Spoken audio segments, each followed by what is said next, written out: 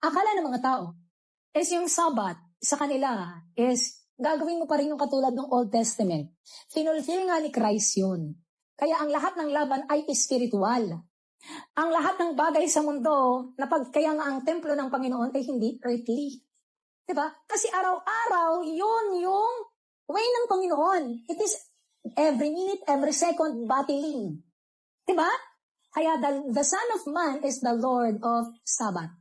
It is every minute, every day, every hour, kasi it is spiritual. Ang labanan. Kaya nga niya sinira ang malalang deception at ganun pa rin ang ginagawa ng Panginoong Hesus. Kaya alam niyo to, kung bakit nalalaman to lahat, wala akong ambag dito. Okay? Kung bakit nalalaman natin lahat ng ito, wala po akong ambag dito. It is always be the Lord. It is the wisdom, the Spirit of God. Okay, yung nagpapalakas kay Nisingay sa bawat araw ay hindi ako, kundi yung Panginoon para ma-proclaim yung kagustuhan ng Panginoon sa lahat ng tao na magbago ang puso at pamumuhay sa masamang mundong ito. Pakinggan natin. Anong sabi dito? Amen. So, praise be to God and the Father of our Lord Jesus Christ. In Christ, God has given us every spiritual blessings in heaven. In Christ, He chose us before the world was made.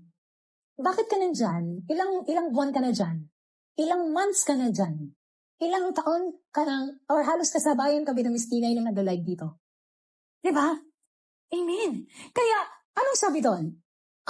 From the beginning, walang coincidence.